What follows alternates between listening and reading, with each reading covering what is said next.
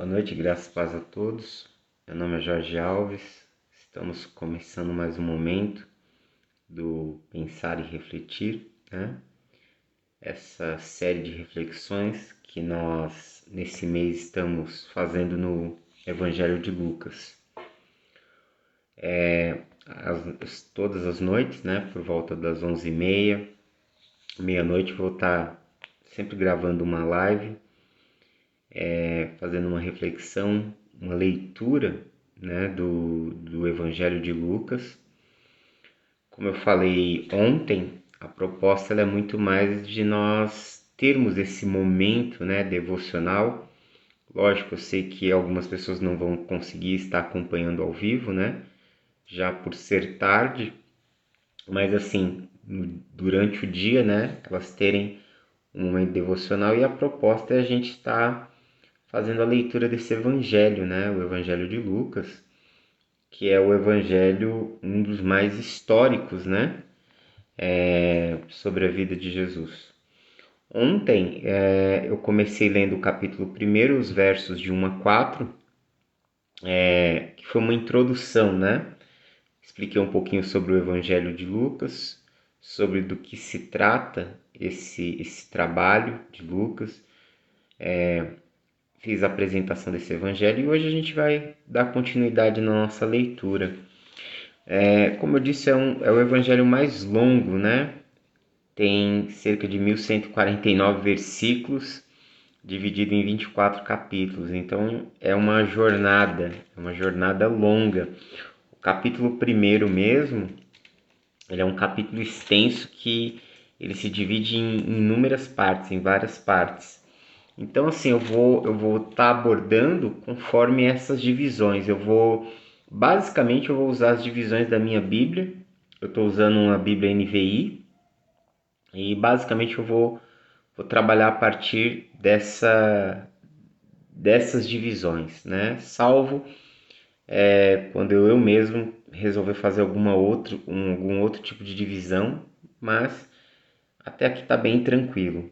Então hoje nós vamos ler o capítulo 1, do verso 5 até o verso 25. Vamos à leitura? Então, Evangelho de Lucas, capítulo 1, verso 5, né, ao 25, que é o anúncio do nascimento de João Batista. Diz assim o meu texto: No tempo de Herodes, rei da Judéia, havia um sacerdote chamado Zacarias, que pertencia ao grupo sacerdotal de Abias. Isabel, sua mulher, também era descendente de Arão. Ambos eram justos aos olhos de Deus, obedecendo de modo irrepreensível a todos os mandamentos e preceitos do Senhor. Mas eles não tinham filhos, porque Isabel era estéril, e ambos eram de idade avançada. Certa vez, estando de serviço o seu grupo, Zacarias estava servindo como sacerdote diante de Deus. Ele foi escolhido por sorteio de acordo com o costume do sacerdócio para entrar no santuário do Senhor e oferecer incenso. Chegando a hora de oferecer incenso, o povo todo estava orando do lado de fora. Verso 11. Então o anjo do Senhor apareceu a Zacarias à direita do altar do incenso. Quando Zacarias ouviu, perturbou-se e foi dominado pelo medo. Mas o anjo lhe disse: Não tenha medo, Zacarias. Sua oração foi ouvida. Isabel, sua mulher, lhe dará um filho, e você lhe dará o nome de João. Ele será motivo de prazer e de alegria para você, e muitos se alegrarão por causa do nascimento dele, pois será grande aos olhos do Senhor. Ele nunca tomará vinho, nem bebida fermentada, e será cheio do Espírito Santo desde antes do seu nascimento. Verso 16. Fará retornar muitos dentre o povo de Israel ao Senhor, o seu Deus, e irá diante do Senhor no espírito e no poder de Elias, para fazer voltar o coração dos pais aos seus filhos e os desobedientes à sabedoria dos justos, para deixar um povo preparado para o Senhor. Zacarias perguntou ao anjo: Como posso ter certeza disso? Sou velho e minha mulher é de idade avançada. O anjo respondeu: Sou Gabriel, o que está sempre na presença de Deus. Fui enviado para lhe transmitir essas boas novas. Agora você ficará mudo, não poderá falar até o dia em que isso acontecer, porque não acreditou em minhas palavras que se cumprirão no tempo oportuno. Versículo 21. Enquanto isso, o povo esperava por Zacarias, estranhando sua demora no santuário. Quando saiu, não conseguia falar nada. O povo percebeu então que ele tivera uma visão no santuário.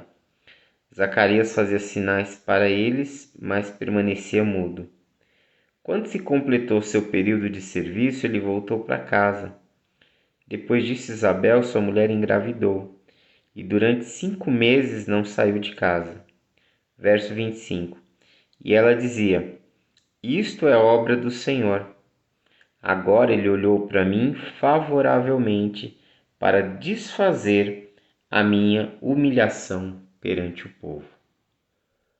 Então, temos aqui essa primeira sessão aqui, exatamente falando, né, o anúncio do nascimento de João Batista. Lucas, ele é o único evangelho que se concentra em fazer menção do nascimento, né, da história do nascimento de Jesus, do que antecedeu o nascimento de Jesus, assim como do próprio nascimento de João Batista e do que antecedeu esse nascimento, né?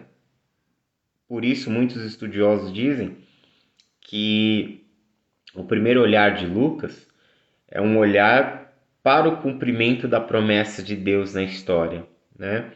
Quando você olha, quando ele apresenta o nascimento de João Batista e o nascimento de Jesus, ele está fazendo uma conexão com o contexto da Bíblia hebraica. Ele está mostrando que tanto João como Jesus, eles vêm como cumprimento das profecias que foram dadas, né, a Israel por meio dos textos da Torá, da Bíblia hebraica. Então, esse primeiro olhar de Lucas é exatamente um olhar onde ele fala que Israel passa a viver o cumprimento messiânico da promessa divina no nascimento de João Batista e no nascimento de Jesus. Então, por isso ele começa o seu evangelho tratando e apresentando essas questões, né? Do verso 5 ao 10, que é a primeira sessão aqui que nós lemos, nós vamos conhecer, nos apresentado, né, o pai de João Batista, conhecido como Zacarias, e ele era um sacerdote, ele era da tribo de Levi, ele era da linhagem de Arão, e o texto nos informa que ele era da divisão de Abias, que era uma das 24 ordens que exerciam o sacerdócio araônico. E essa divisão em 24 grupos foi feita nos dias do rei Davi.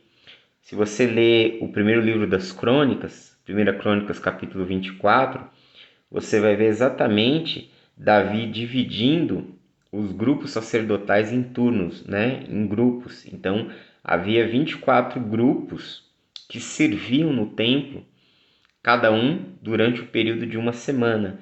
E aí era rotativo para fechar todo um ano. Depois do cativeiro na Babilônia, esses grupos se perderam, na sua grande maioria. Apenas sobrou 4 grupos, né?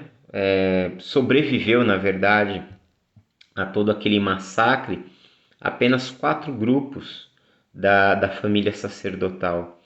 E aí, isso é nos apresentado no livro de Esdras, no capítulo 2 de Esdras, do verso 34 ao 39, fala exatamente dessas 4 ordens, que foram as que sobreviveram, foram as restantes e que voltaram, né, no pós-cativeiro para a reconstrução do templo e para a nova vida, né, para o novo período ali de vida em Israel.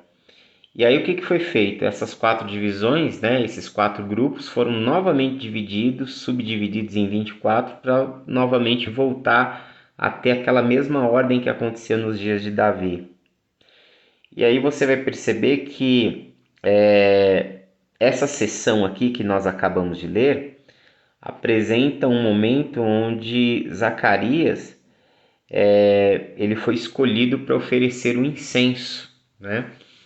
Então, normalmente 3 sacerdotes eram escolhidos para realizar estas funções durante uma semana. Ou seja, quais eram as funções? Era alimentar o altar do incenso, né? Era fazer com que ele continuasse queimando. Uma das outras funções era remover as brasas da semana anterior, né? Remover todas as brasas, tudo aquilo que foi dos altares, ou seja, eles tinham um trabalho em relação à limpeza até então, naquele momento, é do templo, né?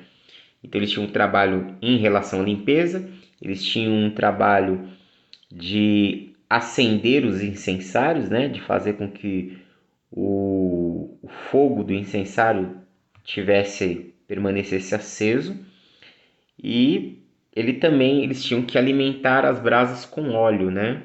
Então essa era uma função tríplice. Eles realizavam isso durante o turno de uma semana. Lembrando que o altar de incenso, ele sempre esteve associado, desde a época do tabernáculo, à oração, à intercessão. Então, quando o altar de incenso ele era alimentado ali para que a sua chama ela continuasse, também eram oferecidas orações, intercessões dos sacerdotes pelo povo de Israel. E principalmente as orações judaicas acontecem em 3 períodos, né? O período da manhã, o período da tarde e o período vespertino ali no fim do dia, ali por volta das 6, 7 horas da noite. Diante disso, é exatamente nesse momento, né, que Zacarias está no templo, exercendo o seu ofício, que Deus o visita por meio de um anjo. E é interessante que o texto diz que o anjo ele apareceu à direita do altar de incenso. O que isso significa? Que o anjo aparecendo ali era exatamente a ideia de uma resposta à oração. O anjo ele estava atrelado ao altar, ele estava conectado ao altar, dizendo, já carregando a mensagem de que as orações daquele homem tinham sido atendidas. E é interessante o fato que é exatamente essa a fala do anjo para Zacarias, né? O verso 3 diz assim: mas o anjo lhe disse: não tenha medo, Zacarias, sua oração foi ouvida. Isabel, sua mulher, lhe dará um filho, e você colocará o nome dele de João. Ou seja, o que você vai perceber com isso? Que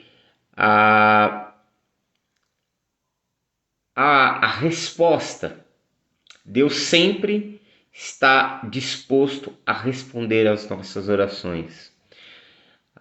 Por mais que muitas vezes as respostas das nossas orações não aconteçam no momento em que nós estamos pedindo, ainda que não aconteça da forma que estamos pedindo, Deus sempre tem uma resposta às nossas orações. Logicamente que isso aqui também está atrelado a uma crença, né, judaica. Sempre existiu essa crença no judaísmo dessa presença de anjos como emissários de respostas divinas, né? Você vai ver sempre na literatura judaica, tanto do Antigo Testamento, né? Olha lá para o livro de Daniel que você vai ver isso, como na literatura rabínica que vai surgindo ali no período, né, entre os 2 testamentos. Era uma crença muito comum essa, né, de que anjos estavam associados aos lugares de oração, que todo lugar onde há oração, principalmente no templo, são lugares onde se manifesta uma presença de anjos.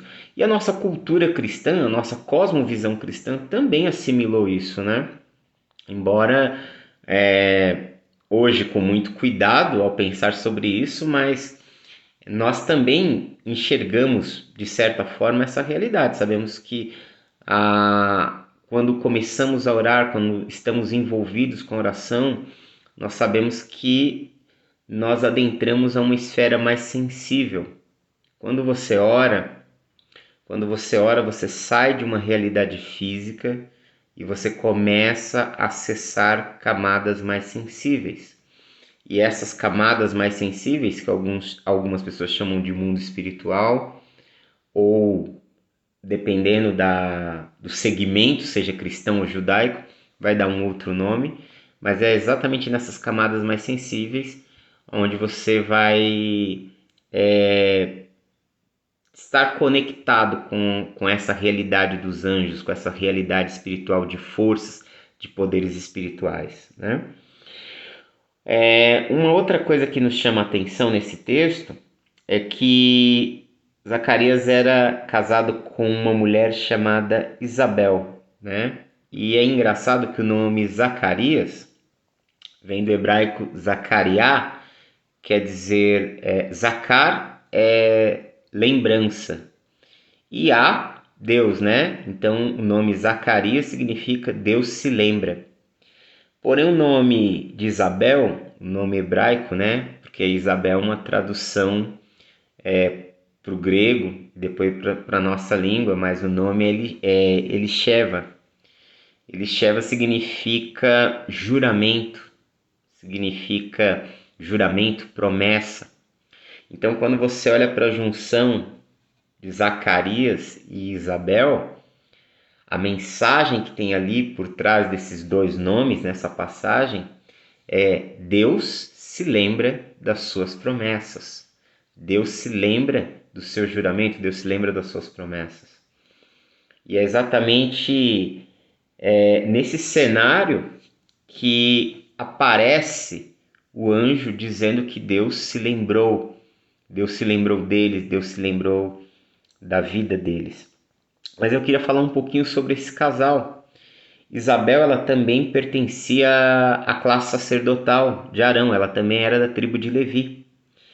E os sacerdotes, eles não necessariamente precisavam casar com mulheres da tribo de Levi. Nos dias de Jesus, nos dias do Novo Testamento, já que a tribo de Levi ela estava muito fragmentada, os levitas eles poderiam se casar com mulheres de outras tribos, né? Apesar que aqui, nesses dias, você só tem a tribo de Levi, um pouco da tribo de Levi que foi preservada, a tribo de Judá e a tribo de Benjamim, praticamente isso. As outras tribos elas foram, basicamente eles sofreram um processo de assimilação, se misturaram com não-judeus, entendeu? E o próprio judaísmo dos dias de Jesus rejeitava, né, essas misturas entre judeus e não-judeus. Então eram tidos, né, como tribos que estavam preservadas em sua linhagem, a tribo de Judá, a tribo de Benjamim e a tribo de Levi. Por isso os levitas eles poderiam casar com alguém de outra tribo, mas Zacarias ele escolhe casar-se com alguém da sua própria tribo, da sua própria linhagem. E olha o que o verso 6 diz assim: que ambos eram justos aos olhos de Deus, obedecendo de modo irrepreensível a todos os mandamentos e preceitos do Senhor. Depois o verso 7 apresenta que eles não tinham filhos, que Isabel era estéril e que eles eram de uma idade avançada. Porém, a nota característica dessa passagem é o verso 6, onde fala que este casal, eles eram unidos no mesmo propósito. Eles eram um casal que construíram uma vida voltada e dedicada ao Senhor. Que todos os seus dias eram dias dedicados a Deus. que eles viveram uma vida para o altar, eles viveram uma vida para Deus, eles viveram uma vida em obediência a Deus. E quando você olha para o desfecho da história, isso não passou despercebido aos olhos de Deus. Muito pelo contrário, Deus escolheu aquele casal exatamente para trazer naquela família uma das maiores figuras.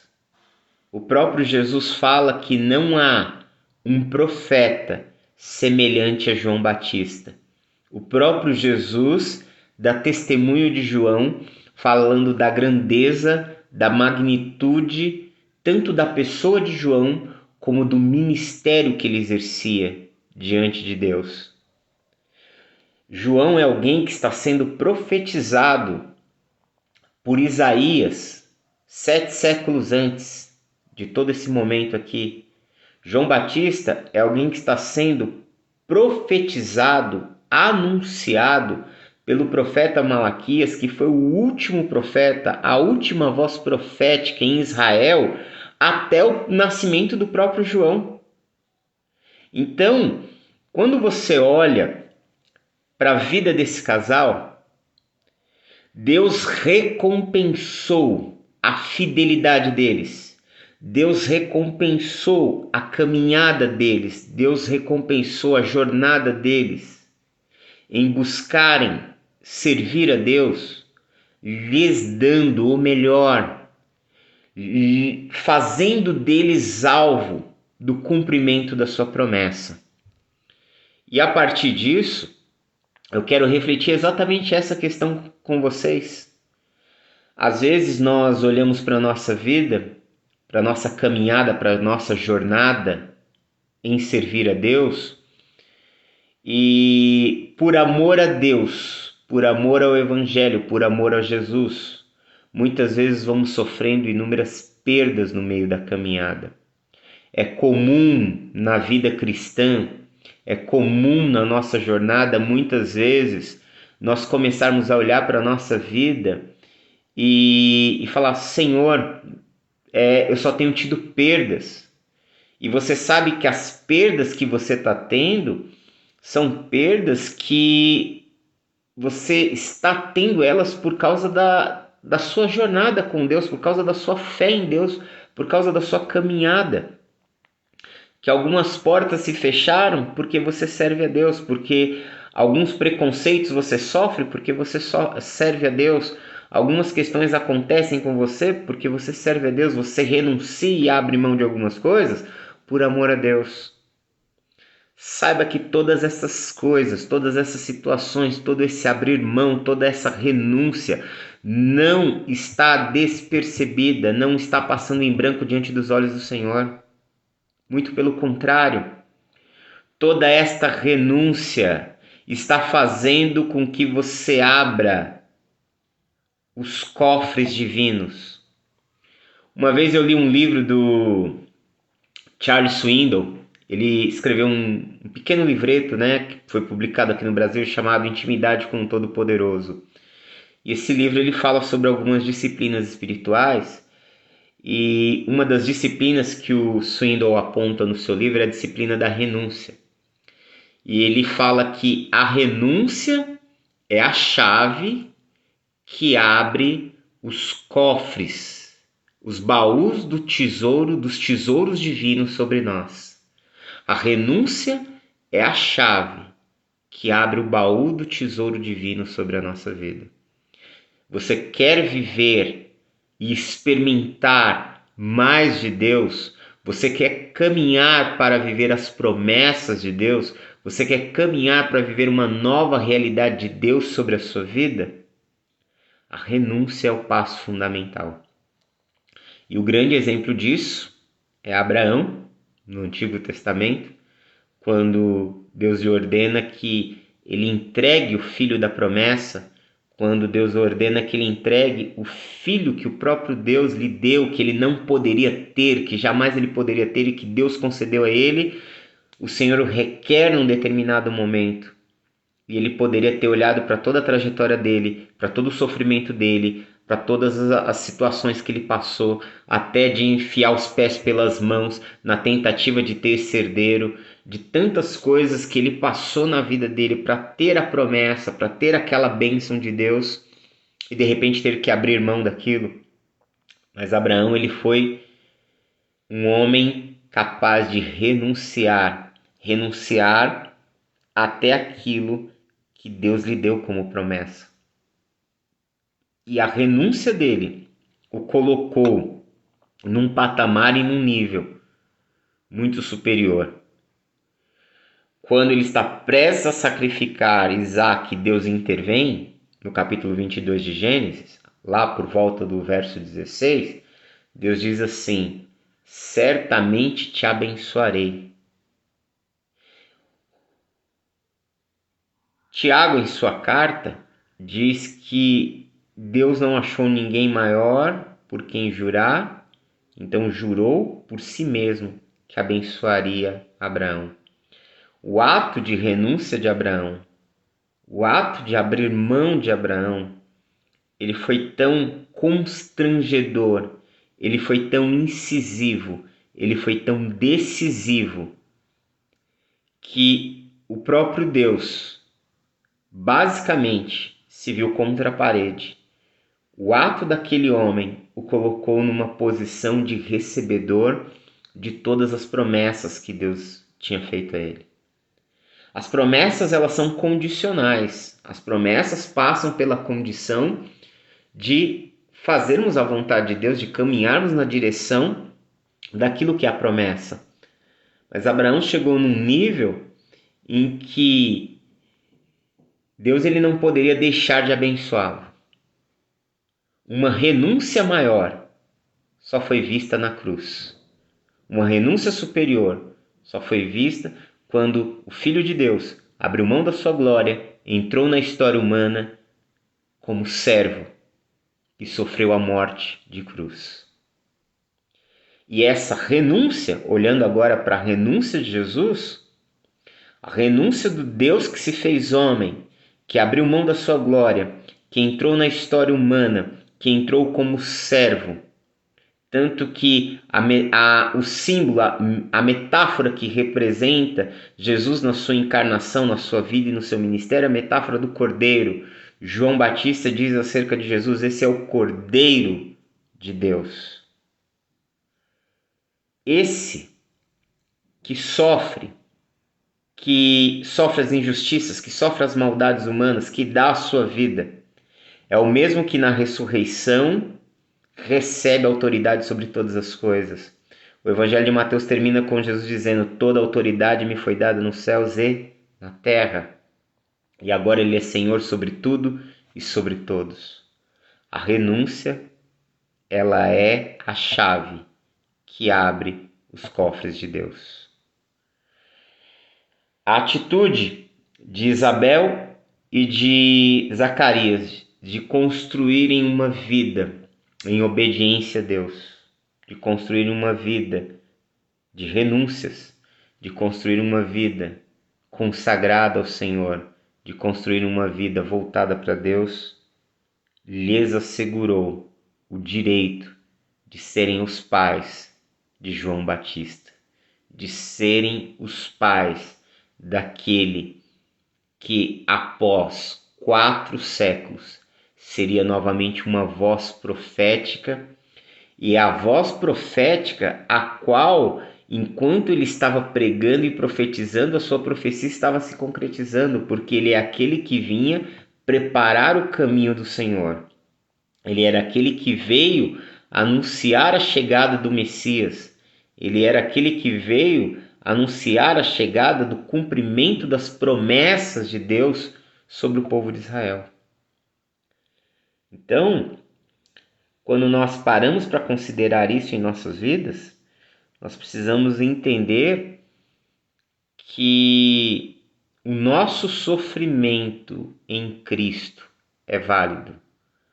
As agruras que passamos, as situações difíceis, os dias maus que passamos por amor a Deus, todas as situações que marcam a nossa vida, mas aonde nós permanecemos no Senhor, elas serão sempre recompensadas. Nós não estamos sozinhos, nós não estamos passando por esta vida sozinhos. Se nós estamos servindo a Cristo, se nós estamos agarrados em Deus, se nós estamos procurando fazer a vontade de Deus, certamente o Senhor haverá de nos sustentar, haverá de nos amparar. Deus não é devedor a ninguém, guarde bem isso. E por isso o anjo ele se apresenta a Zacarias dizendo que ele agora, que as suas orações foram ouvidas. Veja só, o verso 13. Não tenha medo, Zacarias, sua oração foi ouvida. Isabel, sua mulher, lhe dará à luz um filho e você lhe dará o nome de João.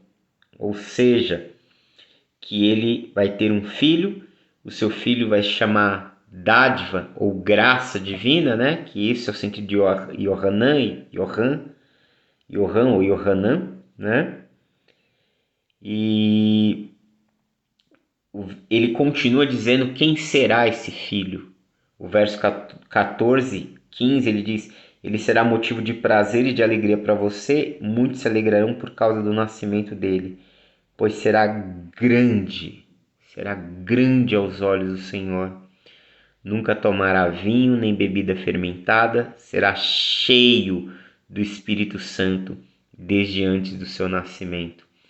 Aqui o anjo anuncia que João Batista ele viverá por toda a sua vida aquilo que em Números capítulo 6 é chamado de o voto de Nazireu, que João Batista ele seria um nazireu. O que é ser um nazireu?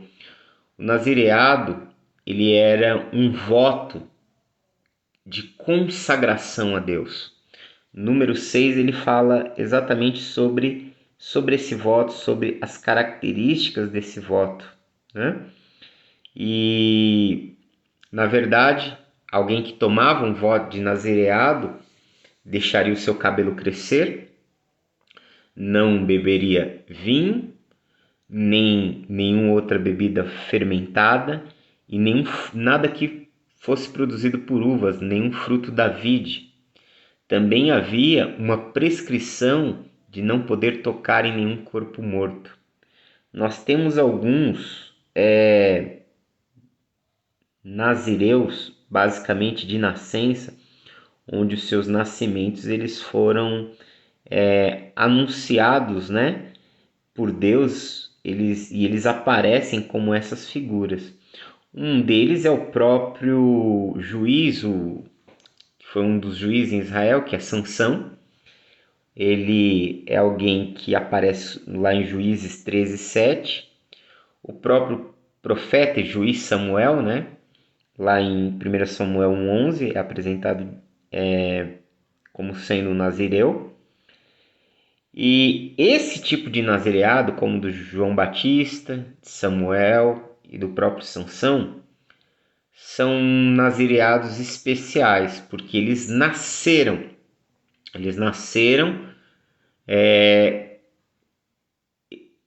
com essa consagração, eles nasceram para viverem uma vida voltada totalmente para Deus.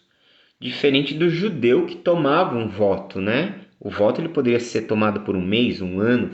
A pessoa estipulava, né, o tempo do seu voto de nazireado. O próprio apóstolo Paulo, lá em Atos, tem um momento que ele há uma pressuposição no texto que ele tomou um voto de nazireado, que ele vai para o templo, né, ele raspa a sua cabeça como entrega desse voto.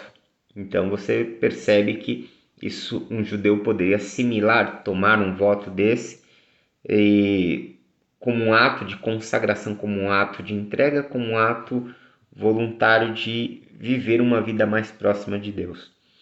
Quando você olha para a história de Sansão, por exemplo, e você olha a força de Sansão, logicamente uma leitura mais simples faz a gente pensar que a força de Sansão estava nos seus cabelos, como ele havia dito para Dalila.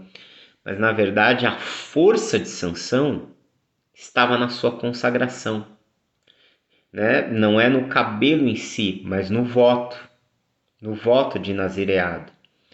O que essas histórias nos ensinam, né? O que o nazireado nos ensina? Nos ensina que a consagração, o que é consagração, né? É estar entregue a Deus, é ter uma vida dedicada a algo. Ter algo consagrado é ter algo entregue àquilo, né? Quando você consagra algo, você está dizendo que aquele algo não lhe pertence, mas pertence a quem você consagrou.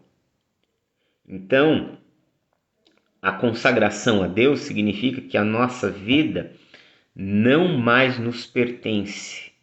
E o que isso quer dizer? Isso quer dizer que eu estou pegando a minha vida, vamos supor, eu consagro a minha vida a Deus. Eu estou dizendo que aquele período da minha vida, aquela fase da minha vida, ela vai ser uma fase totalmente dedicada para servir a Deus, para fazer a vontade de Deus, para servi-lo, para viver para Ele, por Ele e nele. Pessoas que nascem com essa vocação especial na história bíblica, elas são pessoas que vão viver toda a sua vida para Deus. Quando nós falamos de consagração, nós precisamos entender que tudo aquilo que nós colocamos diante de Deus é dele. E essa é a grande questão. O que está no altar não pode ser tirado. Você não pode colocar, e eu não posso colocar minha vida diante de Deus e dizer que Ele tem o controle da nossa vida, Ele tem o controle da minha vida. Eu não posso colocar minha vida diante de Deus dizendo que Ele tem o controle da minha vida e logo em seguida que eu precisar tomar uma decisão acerca de alguma coisa, eu vou tomar a decisão de acordo com aquilo que eu acho, de acordo com aquilo que eu penso, de acordo com aquilo que me é conveniente, de acordo com aquilo que eu quero, de acordo com aquilo que me é agradável. Se eu faço isso, eu estou dizendo para Deus que, embora eu tenha dito para Ele que a minha vida é dele, eu estou agindo como se eu fosse dono da minha própria vida. E na maior parte do tempo é exatamente isso que nós fazemos. Nós no culto dizemos que entregamos a nossa vida a Deus, que a nossa vida não nos pertence, que a nossa vida pertence a Ele. Nós pedimos para Ele conduzir os nossos passos, nós pedimos para Ele conduzir a nossa história, nós pedimos para Ele conduzir a nossa vida. Isso no domingo. Na segunda, a gente está fazendo as coisas do nosso jeito. A gente está conduzindo a vida de acordo com os nossos critérios. E é exatamente esse modo de vida, essas ações que trazem sofrimento e dor sobre nós. São essas ações que nos colocam em situações amargas, em situações extremamente dolorosas em nossas vidas. Para a gente encerrar aqui, quando o anjo aparece trazendo essa mensagem, Zacarias, ele, por mais que ele entenda tudo o que está acontecendo, porque ele é um homem que vive para Deus, é um homem que vive diante do altar, ele é alguém que exerce um ministério espiritual, ele é um sacerdote. Ele tem dificuldade de lidar com aquela realidade. O verso 18 ele diz assim: como posso ter certeza disso? Sou velho e minha mulher é de idade avançada. E aí, diante disso, o anjo ele coloca um sinal, mas o sinal que o anjo lhe apresenta também é uma espécie de reprovação pela atitude de incredulidade dele, sendo ele quem é. Ele diz assim, o anjo diz: sou Gabriel, o que está sempre na presença de Deus. Fui enviado para lhe transmitir essas boas novas. Agora você ficará mudo. Não poderá falar até o dia que isso acontecer, porque não acreditou nas minhas palavras, que se cumprirão no tempo oportuno. E o que a gente percebe com isso? Que muitas vezes, por mais que nós estejamos caminhando com Deus, por mais que nós tenhamos comunhão com Deus, por mais que a gente possa ouvir a sua voz, nós não estamos livres de ter atitudes de incredulidade. E também pudera, exatamente numa fase da vida aonde eles estavam desacreditados, numa fase da vida onde eles já não tinham mais esperanças, uma fase da vida onde as coisas pareciam não mais acontecer. E aí nós precisamos estar atento a isso quando nós olhamos para as histórias nas Escrituras, que é exatamente nesse momento onde parece que as forças dos servos de Deus estão minando, onde as forças dos servos de Deus estão se acabando, onde eles não têm mais condições de continuar.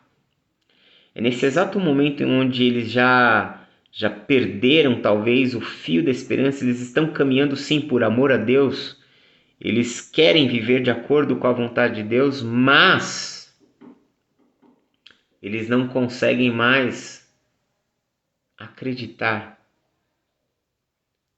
É exatamente nesse momento, no momento onde tudo parece perdido, que Deus entra na história. Eu quero te chamar a atenção para isso. Talvez hoje seja um dia desses na sua vida.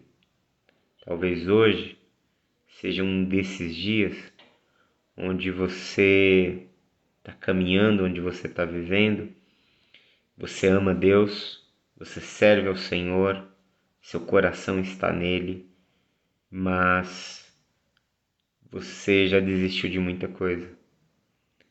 Você não é capaz de acreditar em muita coisa. Talvez você já tenha, como eu vi hoje, enterrado os seus sonhos. Talvez você já tenha abandonado os seus projetos. Talvez essas coisas estejam esquecidas. Mas Deus não se esqueceu das suas promessas. Deus não se esqueceu das promessas dele em relação à sua vida. Olha o nome do casal, Zacarias e Isabel. Deus se lembra das suas promessas.